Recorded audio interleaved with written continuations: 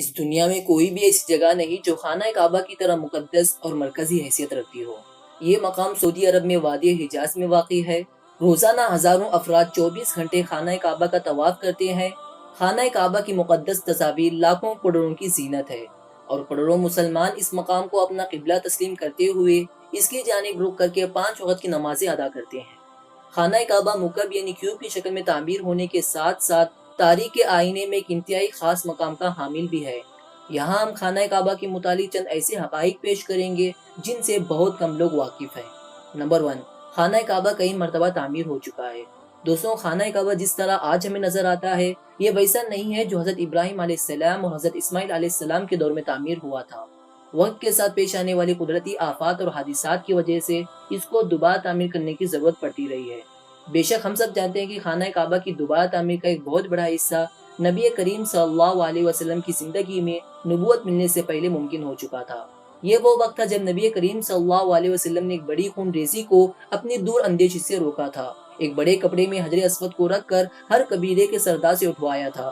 اس کے بعد آنے والے وقت میں کئی مرتبہ خانہ کعبہ کی تعمیر ہوتی رہی ہے۔ آخر میں خانہ کعبہ کی تفصیل سے آرائش 1996 میں ہوئی تھی، جس کے نتیجے میں بہت سارے پتھروں کو ہٹا دیا گیا تھا اور بنیاد کو مضبوط کر کے نئی چھت ڈالی گئی تھی۔ یہ اب تک کی آخری بڑی تعمیر ہے، اور اب خانہ کعبہ کی عمارت کو پہلے سے کہیں زیادہ محفوظ تصور کیا جاتا ہے۔ نمبر 2، خانہ کعبہ کے 2 دروازے اور ایک کھڑکی ہوا کرتی تھی۔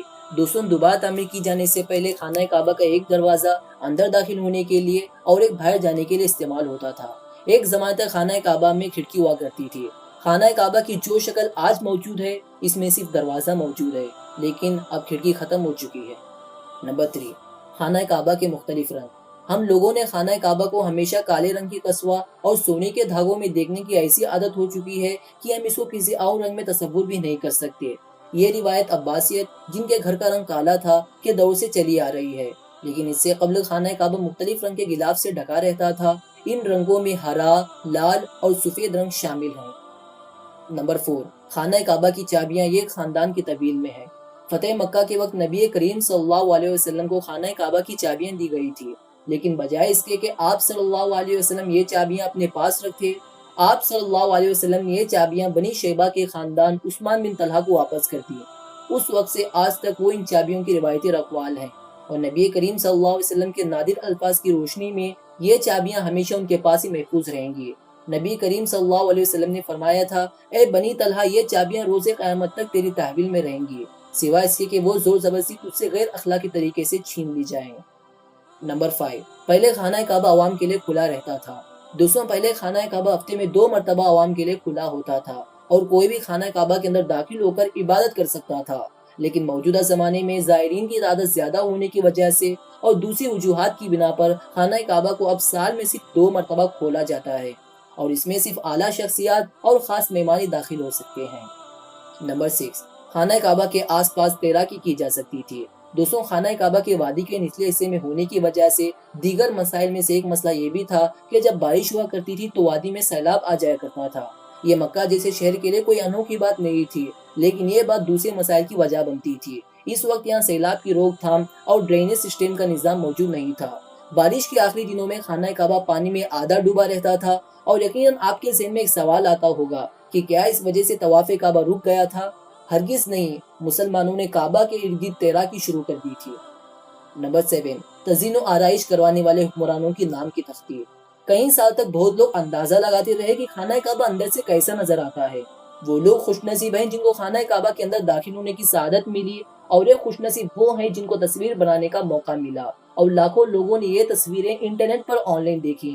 خانہ کعبہ کا اندر کا حصہ سنگ مرمر اور ہرے رنگ کے کپڑے سے ڈھکا ہوا ہے۔ جس دور حکمران نے خانہ کعبہ کی دوبارہ آرائش کروائی تھی، اس نے خانہ کعبہ کے اندر اپنے نام کی تختی بھی لگوائی۔ نمبر 8، خانہ کعبہ کی تعداد 2 ہے۔ دوستوں، خانہ کعبہ کے بالکل اوپر جنت میں ایک اور خانہ کعبہ موجود ہے۔ اس کا ذکر قرآن پاک میں بھی آتا ہے، اور نبی پاک صلی اللہ علیہ وسلم نے اس بات کی نشاندہی کی ہے۔ اللہ کے نبی صلی اللہ علیہ وسلم نے معراج کا واقعہ سناتے ہوئے فرمایا، جب مجھے بیت المعمور دکھایا گیا تو میں نے حضرت جبرائیل علیہ السلام سے پوچھا۔ انہوں نے جواب دیا کہ بیت المعمور ہے، جہاں 70,000 فرشتے روزانہ اللہ کی بات کرتے ہیں، اور جب وہ یہاں سے جاتے ہیں تو واپس نہیں آتے، مطلب ہمیشہ نیا دستہ آتا ہے۔ نمبر 9، حجر اسود۔ دوستوں، آپ نے کبھی اس بات پر غور کیا کہ حجر اسود چاندی کے سانچے میں کیوں گرا رہتا ہے؟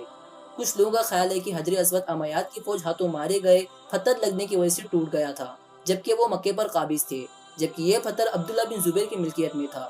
کچھ ذرائع کے مطابق حجر اسود بحرین سے تعلق رکھنے والے اسماعیلی گروپ ککماٹیانس کے ہاتھوں ٹوٹ گیا تھا۔ ان لوگوں کا یہ خیال تھا کہ حاجی مبارک توہین پرستی کا عمل ہے۔ اپنی بات کو سچ ثابت کرنے کے لیے ان لوگوں نے 10,000 حاجیوں کو مار کر ان کی باقیات کو آب زمزم کے کنویں میں پھینک دیا تھا۔ یہ غیر انسانی عمل کافی نہیں ہے۔ یہ شیطان حجر اسود کو عرب کے مشرق میں لے گئے اور پھر عراق کے شہر کوفہ لے گئے، جہاں اس کے بس تاوان حصول کیا گیا، جب ان کو مجبور کیا گیا تھا کہ وہ اس کو خلیفہ عباسد کو واپس کر دیں۔ جب اسے واپس کیا گیا تھا تو یہ ٹکڑوں میں تھا، اور اس کو ایک جان کرنے کا صرف ایک ہی طریقہ سمجھ آیا تھا کہ اس کو چاندی کے سانچے میں رکھا جائے۔ کچھ تاریخ دانوں کے مطابق اس مقدس پتھر کے کچھ حصے آج بھی کہیں گم ہے۔ نمبر 10، خانہ کعبہ مکعب کی شکل کا نہیں ہے۔ مکعب کی شکل یعنی اسکوائر سے مشہور خانہ کعبہ دراصل مستطیل کی شکل کا ہے۔ خانہ کعبہ کبھی بھی مکعب کی شکل کا نہیں تھا۔ اس کی اصل زاویے کے مطابق یہ ایک آدھا گول حصہ ہے جس کو حجر اسماعیل کہا جاتا ہے۔ نبی کریم صلی اللہ علیہ وسلم کو نبوت ملنے سے پہلے جب خانہ کعبہ کی دوبارہ تعمیر ہوئی تھی، تب قریش نے اس بات کی حامی بھری تھی کہ وہ حلال کمائی سے اس کی تعمیر مکمل کریں گے۔ اس کا مطلب یہ ہے کہ جوئے، لوٹ مار اور سود جیسے حرام کاموں سے کمایا ہوا پیسہ استعمال نہیں ہوگا۔ قریش اتنے امیر تجارتی شہر میں ہونے کے باوجود اتنی رقم جمع کرنے میں ناکام ہو چکے تھے جو خانہ کعبہ کی تعمیر اس کے اصل سائز اور رقبے کے حساب سے کر سکے۔ انہوں نے خانہ کعبہ کی چھوٹی عمارت تعمیر کی اور اس کی دیواریں مٹی کی اینٹوں سے بنائی، جس کو حجر اسماعیل کہا جاتا ہے، حالانکہ اس کا حضرت اسماعیل علیہ السلام سے کوئی تعلق نہیں، جو کہ خانہ کعبہ کی حقیقت کی جانب اشارہ کرتی تھی۔ اپنی زندگی کے آخری حصے میں حضرت محمد صلی اللہ علیہ وسلم نے خانہ کعبہ کی دوبارہ تعمیر کا ارادہ کیا، مگر یہ عظیم فریضہ انجام دینے سے پہلے ہی آپ صلی اللہ علیہ وسلم جائے فانی سے کوچ کر گئے۔ خلیفہ عبداللہ بن زبیر کے دور حکومت کے چند سال کے مختصر وقفے میں خانہ کعبہ اپنی اسی شکل میں موجود تھا جس میں نبی پاک صلی اللہ علیہ وسلم نے دیکھا تھا۔ دوستوں، مجھے امید ہے کہ آج کی یہ ویڈیو آپ کے لیے کافی انٹرسٹنگ ہوئی ہوگی اور آپ کے انفارمیشن میں اضافے کا باعث بنی ہوگی۔ اگر ویڈیو آپ کو اچھا لگا تو اس ویڈیو کو لائک کیجئے اور شیئر کیجئے۔ مزید اس طرح کی ویڈیوز کے لیے آپ ہمارے چینل کو ضرور سبسکرائب کیجئے۔ میں ملوں گا آپ سے ایک نئی انٹرسٹنگ ویڈیو میں، تب تک کے لیے اپنا بہت سے خیال رکھیے گا۔ تھینکس فار واچنگ اینڈ السلام علیکم ورحمۃ اللہ وبرکاتہ۔